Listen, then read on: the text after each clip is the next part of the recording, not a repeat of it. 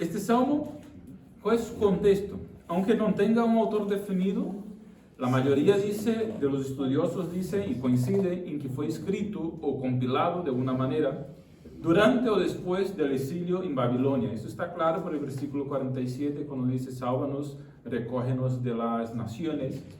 El exilio babilónico fue el tiempo donde el pueblo de Israel estuvo cautivo en una tierra extranjera llamada Babilonia. Fueron llevados cautivos. Y este salmo, pues, está escrito en este periodo de exilio babilónico o después de este periodo, ¿no? ¿Cuál es el propósito de este salmo o para qué este salmo fue escrito?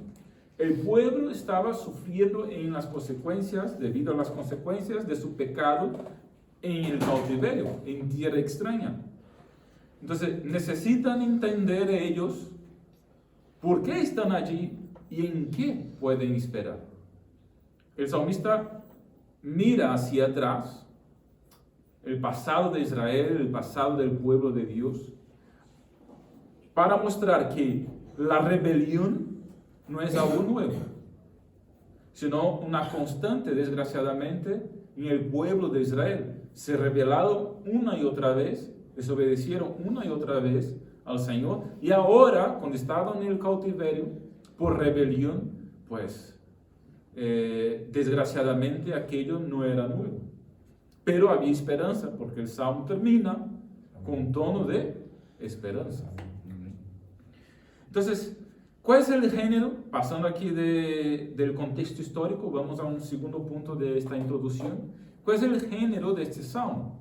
Los salmos son una poesía, son músicas, pero hay distintos géneros dentro de lo que son los salmos, dentro de lo que son estas poesías. Y esta es una confesión nacional o un salmo de penitencia. Es una oración donde el yo se funde con el nosotros.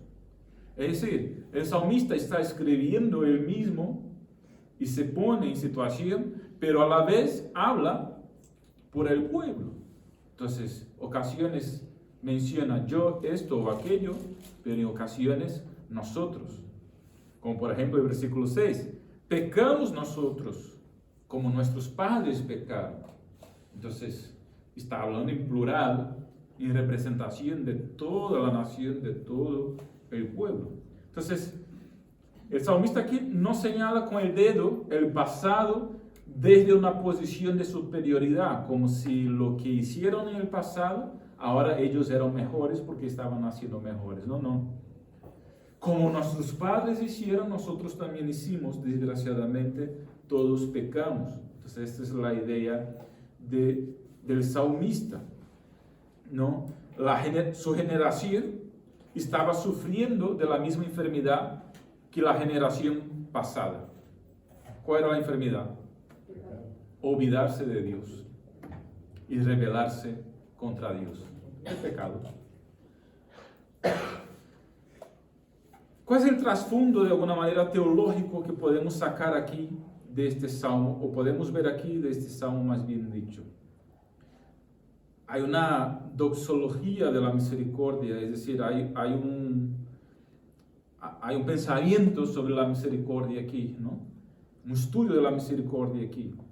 El salmo este es el último del libro 4 del Salterio. Entonces, todos los salmos, los 150 salmos, están divididos en 5 libros. Y este salmo es el último del cuarto libro.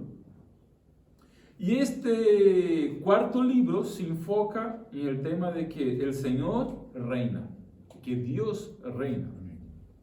Incluso cuando parece que todo está perdido y el trono de David ha caído, o todas las cosas van mal, como que el pueblo está en el exilio, en el cautiverio, pues Dios sigue reinando. Esa es la idea de este cuarto libro del Salmo. Entonces, hay un contraste aquí, si os habéis fijado, entre la infidelidad crónica del pueblo de Israel, que se rebela y desobedece una y otra vez. Entonces, un contraste entre el pueblo y su infidelidad crónica. Y por otro lado, la fidelidad inquebrantable de Dios. El pueblo desobedece, pero Dios sigue siendo fiel y cuidando para traer su pueblo de vuelta. Entonces, este es de alguna manera el escenario perfecto para la tesis de John Piper, que era un comentarista, un pastor estadounidense. Él dice, si Dios salva a un pueblo tan rebelde, tiene que ser por una razón fuera de ellos. Es decir, la razón de la salvación del pueblo de Israel, un pueblo tan rebelde, no estaba en ellos. ¿Estaba en quién? En Dios mismo. De hecho, la expresión que el Salmo utiliza es su nombre. La razón es su nombre. Versículo de número 8. Pero Él los salvó por amor de su nombre. Entonces, ¿cuál fue la razón de la salvación del pueblo de Israel? Un pueblo tan rebelde. Su salvación no estaba en ellos. La salvación que vino sobre ellos, pues se les vino de parte de Dios, por amor de Dios, primeramente a su nombre y no a ellos, aunque obviamente los amó. Volveremos a este versículo un poquito más adelante y trabajaremos en él, ¿no? Pero eso fue una primera introducción. Es interesante también ver cómo hay una conexión entre el Salmo 106 y el Salmo 105, aunque no vamos a tener tiempo de leer el Salmo 105, se queda para otra ocasión, ¿verdad? El Salmo 105 cuenta la historia desde la perspectiva de la fidelidad de Dios, la misma historia de Israel, la fidelidad de Dios a sus promesas, y el Salmo 106 que hemos leído cuenta la misma historia desde la perspectiva de la infidelidad del pueblo, es decir, la infidelidad del hombre. Entonces nos identificamos de alguna manera con el Salmo 106, porque ¿quién de nosotros, desgraciadamente o infelizmente también, no podemos decir una y otra vez, hemos fallado aquí y allí, como el pueblo había fallado? Entonces, el Salmo 106 es especialmente impactante precisamente por eso. Contrasta la oscuridad del pecado del hombre con el brillo de la fidelidad divina. Entonces, hemos leído, ¿no? Y a lo mejor alguien se ha perdido aquí en tantos versículos. Son 48 versículos, ¿no? Y ya no se entera uno muy bien de lo que se ha dicho y de lo que se ha leído. ¿Cuál es la estructura del Salmo en general para que tengamos una idea del Salmo como un todo? Vemos en el versículo 1 al 3 una convocatoria del salmista para que el pueblo alabara a Dios. Luego vemos versículos 4 al 5, el salmista en representación de todo el pueblo pidiendo por la salvación, pidiendo por rescate, que Dios les salvara porque estaban en exilio. Y dice el salmista, para que me goce en la alegría de tu pueblo. El deseo del salmista era gozarse en esta salvación que Dios pudiera darles a ellos, ¿no? Luego, versículos 6 al 7, vemos que el salmista confiesa su pecado y el pecado de todo el pueblo. No hay salvación sin confesión de pecados. Entonces, si quieres volver, o si uno quiere volver a tener relación con Dios, hay que confesar pecados, hay que arrepentirse de los pecados, ¿no? Entonces, el salmista confiesa su pecado y el pecado del pueblo y se recuerda que sus antepasados en el desierto hicieron lo mismo, se rebelaron, como ellos también se habían rebelado. Pero de la misma manera que hubo salvación para sus antepasados, para ellos también podía haber salvación, si confesaban sus pecados y se arrepentían, ¿no? Entonces, el salmista se acuerda del episodio del pueblo frente al Mar Rojo, cuando el pueblo sale del Egipto en éxodo hacia el desierto para después llegar a la tierra de Canaán, la tierra prometida por Dios, un lugar de esperanza, un lugar bueno, mejor que el Egipto. El Egipto era un lugar de esclavitud. La tierra de Canaán era un lugar de gozo, de salvación. Entonces la idea, el Egipto era el cautiverio, era la esclavitud. Así como nosotros, en una vida de pecado, estamos en cautiverio, estamos en esclavitud. Y Dios nos llama a la tierra de Canaán, un lugar de gozo. La salvación es un lugar de gozo. Y la salvación empieza aquí y termina en el cielo. Entonces el salmista se acuerda de este episodio y dice que en frente al Mar Rojo, Dios salvó a su pueblo. El texto que hemos leído, versículo 8. ¿Y por qué lo salvó? Por amor a su nombre. Entonces guarda esta expresión porque este es el tema de nuestro estudio en esta tarde. Por amor a su nombre. ¿Cómo lo salvó? Versículos 9 al 12. Como Dios los había salvado, entonces los que estaban frente al Mar Rojo, del otro lado ya del mar, pues entonces creyeron y alabaron a Dios. Es lo que nos cuenta versículos 9 al 12. Como Dios los había salvado de los egipcios y del mar, pues del otro lado del mar, el pueblo alaba a Dios, glorifica a Dios y cree en Dios. Pero ¿qué pasa después de eso? El autor empieza un recorrido en la historia de Israel, demostrando las veces que Israel, el pueblo, la gente, desgraciadamente, se había rebelado y había huido de Dios.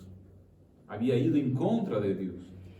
Entonces empieza desde el versículo 13 del Salmo hasta el versículo 39 del Salmo, un recorrido por esta historia, señalando las veces que Israel, que el pueblo había caído. Entonces, describe esta rebelión. Para describir esa rebelión del pueblo, el salmista usa aquí algunas expresiones o algunas palabras, tales como, versículo 13, bien pronto se olvidaron de las obras de Dios. Es decir, habían cruzado el Mar Rojo, habían creído y visto las obras de Dios, pero un poquito de tiempo después, bien pronto, ya cuando les falta el agua en el desierto, pues se rebelan y se olvidan de las obras de Dios. Versículo 14, el salmista utiliza una expresión aquí que dice, se entregaron a un deseo desordenado y se tentaron a Dios. El versículo 16 dice que el pueblo tuvo envidia. Eso, para resumir los diferentes episodios que el salmista aquí nos recuerda de la historia de Israel. Y él utiliza esas expresiones para describir la rebelión del pueblo. Se olvidaron bien pronto de las obras de Dios. Se entregaron a un deseo desordenado. Tentaron a Dios. Versículo 16. Tuvieron envidia. Versículo 19. Hicieron becerro de oro. Un ídolo. Y empezaron a adorar ese becerro de oro. Ese ídolo. Dice versículo 21. Otra vez. Olvidáronse de Dios. Versículo 24, dice el salmista que ellos aborrecieron a Dios, no creyeron ya en Dios, otra expresión que se utiliza. El versículo 25 dice que el pueblo murmura en contra de Dios. ¿Sabes lo que es murmurar, no? Sí. Quejarse de Dios. El versículo 28, nota que parece que el pecado va en una escala creciente. Porque llega al versículo 28 y dice que ellos llegaron a comer de sacrificios de ídolos. De cosas sacrificadas a ídolos, comieron. Y de esta manera provocaron la ira de Dios, versículo 29. Y versículo 32, irritaron a Dios. Y versículo 35 y 36, sirvieron a ídolos. Y para culminar el derroche del pueblo, para culminar el estado infame de pecado y de rebelión en contra de Dios, del pueblo, a que el pueblo llegó, dice versículos 37 y 39, que se contaminaron y se prostituyeron con otros dioses y llegaron a sacrificar sus hijos. Esa es la historia de rebelión del pueblo de Israel. Luego vienen los versículos 40 al 48, que está en la conclusión del Salmo, donde se nos dice el castigo de Dios para con el pueblo que llegó a este extremo.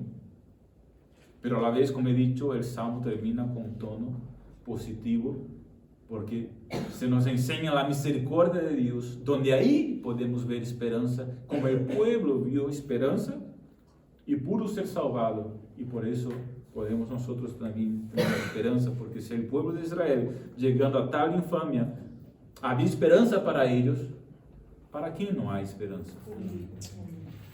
¿Para quién no hay esperanza? Hay esperanza para cualquiera que cree en Cristo, en Dios.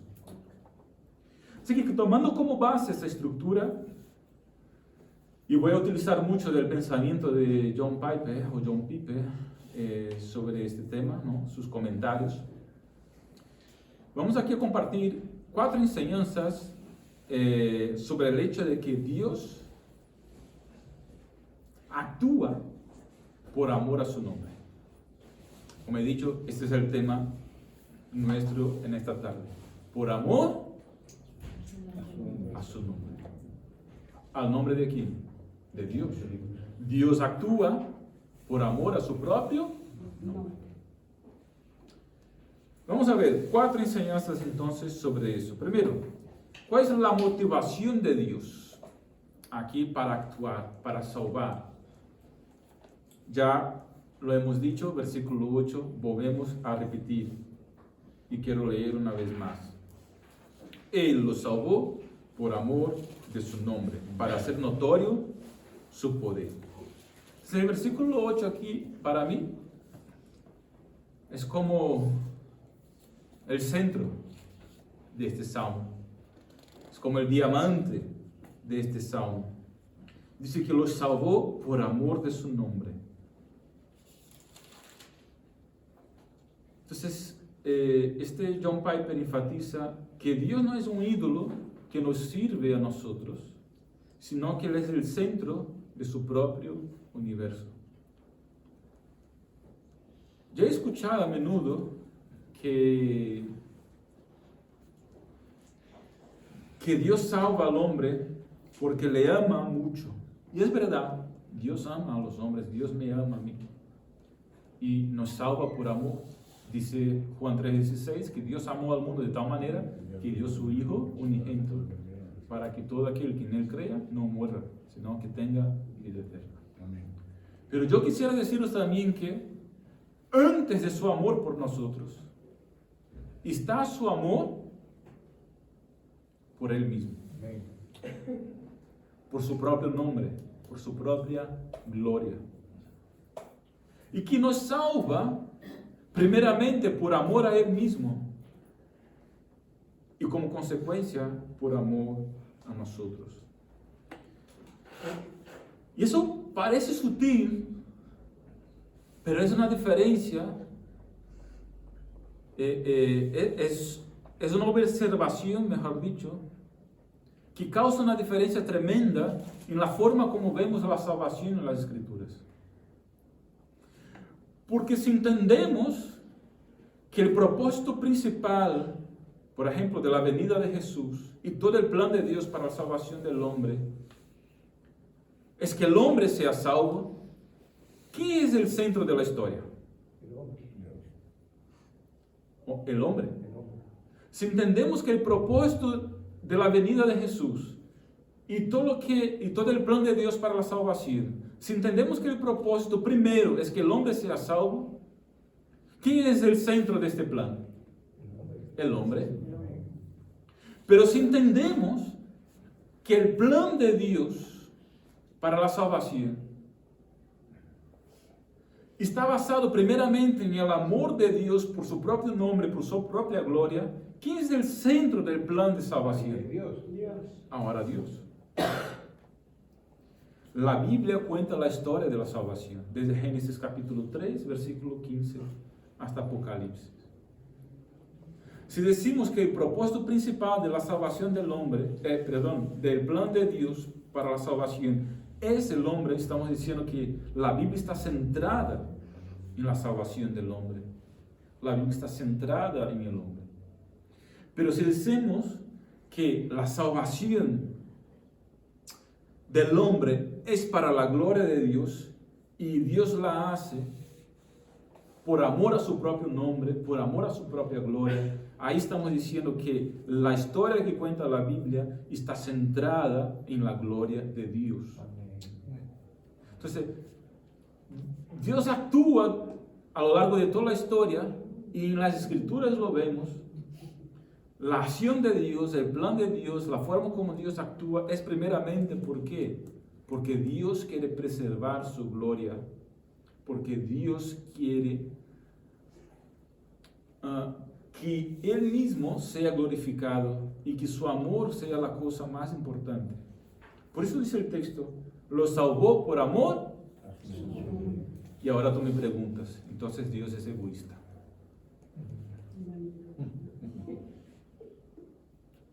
Porque si yo hago las cosas por amor a mí mismo y no pienso en los demás, ¿tú qué vas a decirme? ¿Tú eres un egoísta?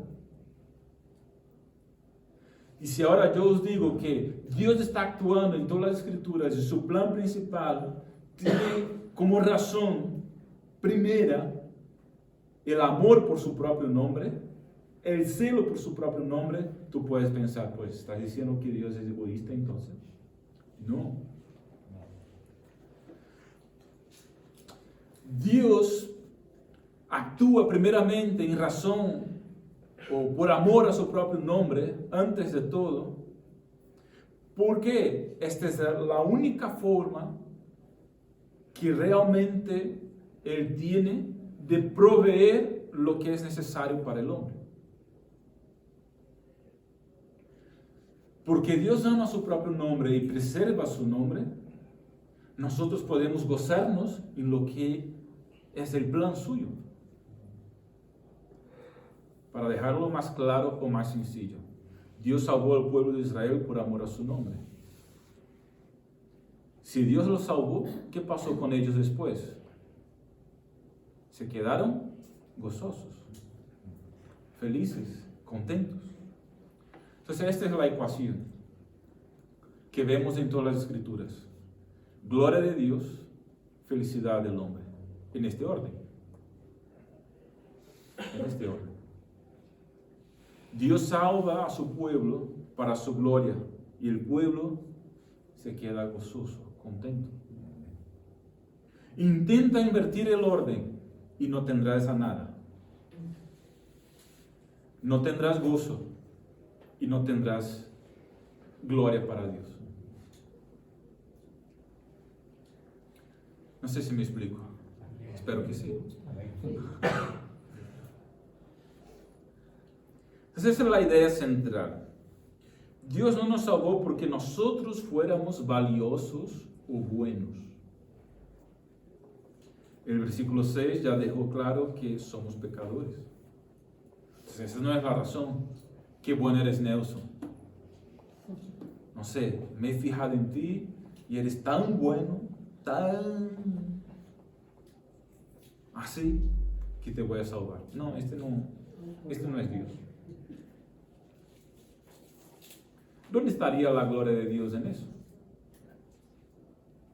Entonces, Dios no nos salvó porque nosotros fuéramos valiosos o buenos. Y no lo hizo con Israel tampoco. Sino que Dios los salvó a ellos y nos salva a nosotros para exhibir su poder. Amén. Y proteger su reputación, amén, su gloria. Entonces, Dios tiene un celo santo por su nombre. Por eso que si dice que va a hacer algo, lo hace, porque cela por su nombre. Si Él no se amara a sí mismo por encima de todo, queridos hermanos y amigos, si Él no se amara a sí mismo por encima de todo, no sería Dios. Así que nuestra salvación es el escenario donde su gloria mejor se manifiesta. Y fue la manera que Él escogió para demostrar su gloria, para que nosotros la viéramos, para que nosotros la contempláramos y contemplándola pudiéramos recibir de Él lo que nos produce a nosotros gozo, contentamiento, felicidad, salvación, perdón. Por esto os dije que esta es la ecuación: gloria de Dios, contentamiento para el hombre, gozo para el hombre. El hombre busca felicidad. ¿Dónde está la felicidad? Primero tiene que aprender a dar gloria a Dios para entonces encontrar la felicidad. Si no, buscará el gozo toda la vida y no encontrará nada. Busca a Dios primero y luego encuentras el gozo. Pero no le busques a Él para encontrar eso, porque no lo vas a encontrar tampoco. Busques a Él y dale gloria a Él por hacerlo, porque Él se lo merece, por lo que Él es. Vale, pues entonces vemos aquí la motivación de Dios para la salvación. ¿Cuál es? Su propia gloria. Ahora, yendo a una segunda enseñanza, vemos aquí la raíz del pecado, porque el texto habla demasiado del pecado de Israel, ¿no? ¿Cuál es la raíz del pecado aquí de Israel? La raíz del pecado de Israel, es decir, la fuente del pecado de Israel, está en un corazón precisamente que no se sacia en Dios, que no se goza en Dios. Como estaba diciendo, este es el problema nuestro. Buscamos gozo y fuimos criados para tener gozo. ¿Por qué buscamos felicidad? ¿Por qué buscamos gozo? ¿Por qué buscamos contentamiento? Porque nuestro corazón, porque nosotros como seres fuimos creados para eso. El jardín del Edén, la relación con Dios era perfecta y había gozo y disfrute de manera excelente y perfecta. Entonces fuimos creados para ese disfrute y el hombre por sí, por naturaleza busca ese disfrute, este gozo. Lo que pasa es que no encuentra ese gozo en sí mismo, solo lo puede encontrar en Dios. ¿Cuál era la raíz del pecado de Israel? Un corazón que no se saciaba en Dios, un corazón que no se gozaba en Dios.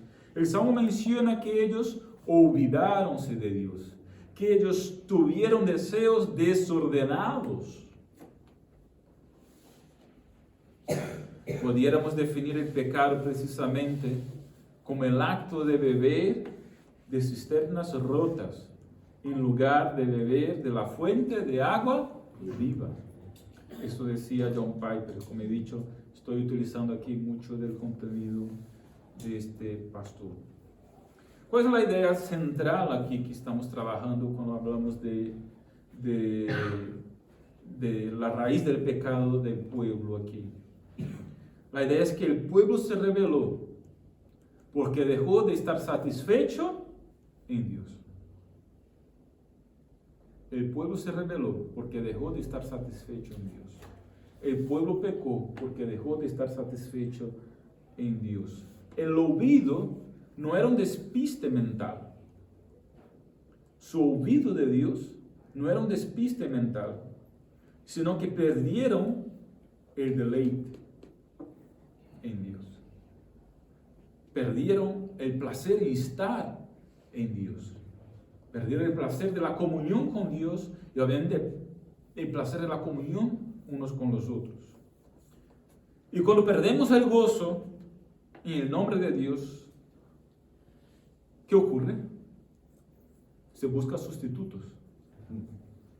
¿Qué hicieron ellos? Becerros de oro, ídolos, tallaron madera, yeso, hicieron ídolos. Entonces, el pecado en esencia, en este sentido, es un problema de apetito espiritual, mal dirigido, mal enfocado. ¿Me acompañáis? ¿Sí? Vamos a una tercera enseñanza, que es una consecuencia de esta segunda, ¿no? ¿Qué ocurre ahora? Un intercambio fatal. tienen apetitos desordenados, mal dirigidos, sustituyen a Dios porque no se satisfacen en Dios. Les lleva eso a qué? A un intercambio fatal. ¿Cuál es? Cambian la gloria de Dios por nada. Versículo 20. Cambiaron la gloria de Dios por la imagen de un buey que come hierba.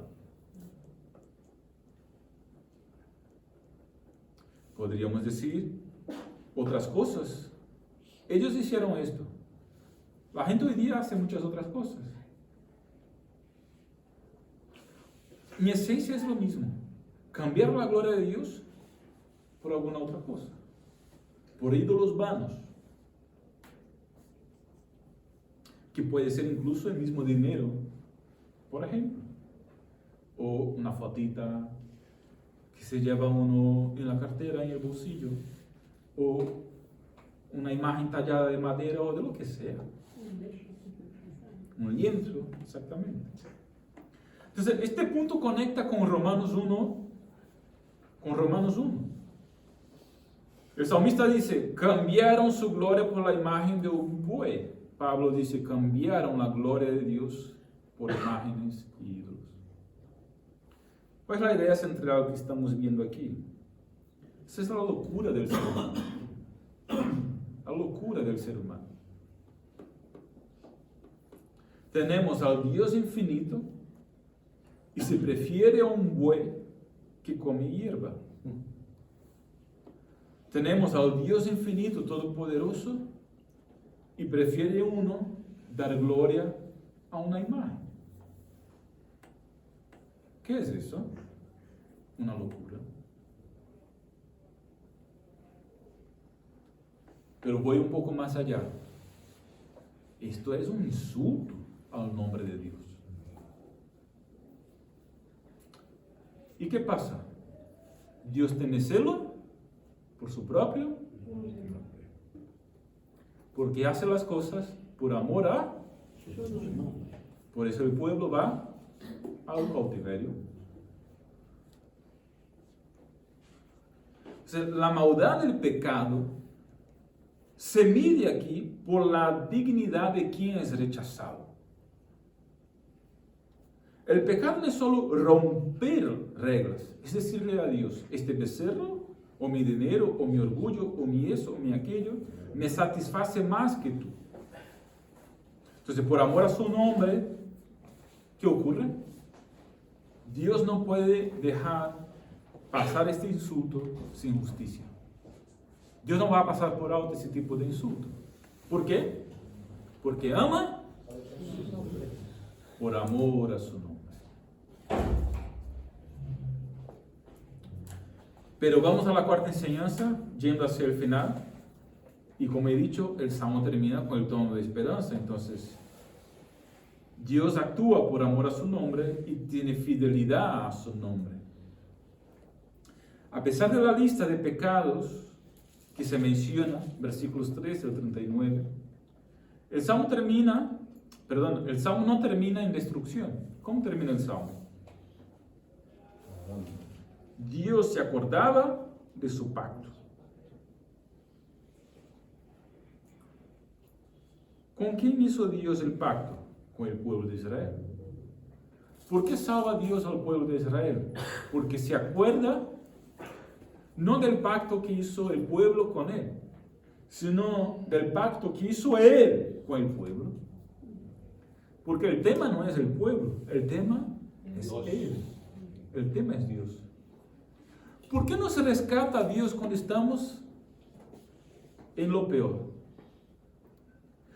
¿Por qué cuando estamos en lo peor, viene aquí el Espíritu en nuestra conciencia, el Espíritu Santo, y dice, oye,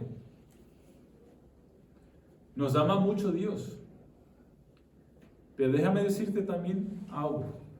Se acuerda Dios del pacto que hizo Él contigo al rescatarte. Nosotros hacemos muchas promesas a Dios, ¿verdad? Pero Dios no nos salva por las promesas que hacemos nosotros a Él. Dios nos salva por la promesa que Él hizo a nosotros. Porque es fiel a su nombre. Tú puedes pensar, pero ¿no piensa Dios en mí? Queridos, si pensara Dios en nosotros primeramente, estábamos en lo peor. ¿Podemos tener seguridad de nuestra salvación? Porque piensa Dios primero en Él.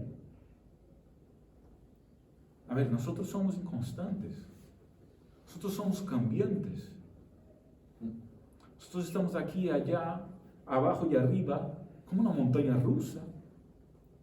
Así que si Dios actuara con nosotros, basado en nosotros, estamos todavía perdidos. Pero podemos tener seguridad, podemos tener confianza, podemos estar firmes en la esperanza que tenemos, porque Dios actúa por la fidelidad a Él, por las promesas que Él hizo y por el pacto que Él hizo con nosotros, que somos su pueblo. De esta manera podemos estar tranquilos. ¿Por qué? Si yo soy inconstante, Dios es constante. Amén. Sigue siendo el mismo. Entonces, ahí reside nuestra esperanza. Por eso podemos confiar con seguridad.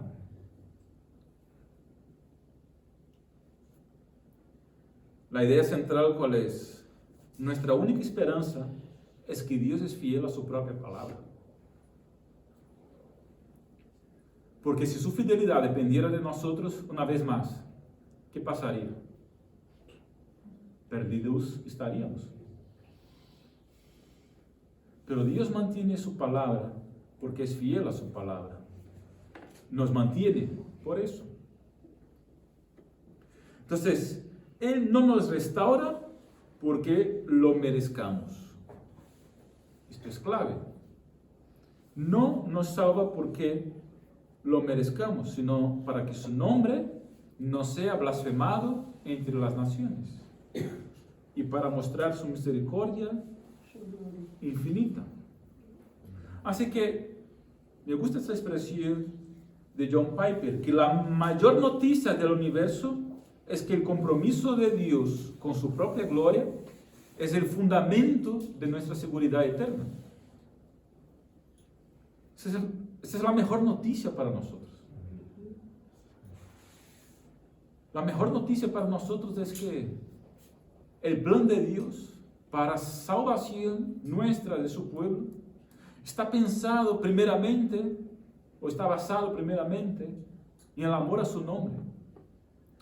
Y esta es nuestra garantía. Por eso no es Dios egoísta. Él está pensando primero en el amor a su nombre, porque si pensara primero en nosotros, no haría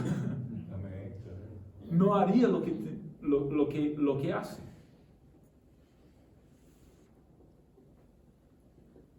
Si Él nos salva por su nombre, ¿qué pasa? Nadie puede arrebatarnos de su mano. Porque su nombre nunca falla. Aquí vamos concluyendo, ¿no? Y vamos terminando, conectando con el versículo 47 y el versículo 48, que dice: sálvanos para que loemos a tu santo nombre. El tema es, Dios nos salva, Dios salvó al pueblo de Israel y nos salva a nosotros por amor a su nombre. Y ahora termina el Salmo diciendo, sálvanos para que loemos tu santo nombre. ¿Qué está diciendo el salmista? Sí, tú nos salvas por amor a su nombre. Y ahora somos salvados para loar, para alabar tu santo nombre. Porque fue por causa de tu nombre lo que tú has hecho por nosotros. Entonces, la meta de la salvación es que terminemos haciendo aquello para lo cual fuimos creados. Disfrutar y alabar el nombre de Dios para siempre. Disfrutar y alabar el nombre de Dios para siempre. Gloria de Dios, disfrute y gozo del hombre. Termino con una ilustración. La llamaremos el gran restaurador de arte. Imagina que en un pueblo de España, vamos a decir, imagina que en un pueblo aquí de Andalucía hay un lugar que posee una pintura antigua, una obra maestra original de un pintor famosísimo. Sin embargo, con el paso de los siglos, los encargados de la iglesia o del local que había donde estaba esa pintura, pues no la cuidaron bien. Todo lo contrario, la estropearon. Permitieron que se llenara de moho. Alguien intentó incluso retocarla con pintura barata y terminó arruinándola aún más. Es una pintura increíble de un pintor famosísimo, el mejor, pudiéramos decir, pero que estaba ahora siendo utilizada incluso para tapar una gotera. Entonces la pintura está irreconocible, sucia y despreciada. Un día llega al pueblo el maestro restaurador, de fama mundial. Mira el cuadro, y aunque el cuadro está destrozado, la gotera está encima de él. Lo ve en una esquina de la pintura, su firma. Dice, wow, está mi firma aquí, ¿cómo puede ser eso? Entonces, el maestro restaurador decide restaurarlo, aquella obra, aquella pintura, a su propia costa. Ahora pregunta, ¿por qué este maestro dedicaría meses de trabajo, químicos caros y todo su esfuerzo en salvar ese lienzo que los demás ven como un trapo sucio? Porque era de él, por amor a su nombre. Por amor a su nombre. A su nombre, que estaba en el lienzo. Que estaba en el lienzo. No es por la belleza actual del cuadro, porque ahora mismo es un desastre. No es porque el cuadro se lo haya pedido, porque el cuadro es un objeto inanimado. Usted no puede pedir que se le haga una obra. Es como si estuviera muerto. Un muerto no habla. Tercero, ¿por qué lo hace entonces? Por amor a su propio nombre y al honor del autor original. ¿Sabéis dónde estoy yendo? El restaurador no puede permitir que una obra que lleva su firma o la de su familia termine en la basura, porque ama su propio nombre. Él sabe que cuando el cuadro quede limpio y reluciente en el museo, la gente no dirá, qué bueno es el cuadro por dejarse limpiar. No dirá eso la gente, sino que dirán, qué artista tan increíble, el que ha hecho esto y el que ha restaurado esto. ¿Cuál es la aplicación? El cuadro, ¿quiénes son? Nosotros. El Salmo 106 detalla toda nuestra suciedad, indignidad, rebeldía. Somos como un cuadro, un lienzo arruinado por el pecado. ¿Quién es el maestro restaurador? Dios. La restauración es la salvación. Dios decide rescatarnos, como rescató el pueblo en el Mar Rojo, como nos rescató en la cruz por medio de Cristo. ¿Cuál es el motivo? Por amor a su nombre. El versículo 8.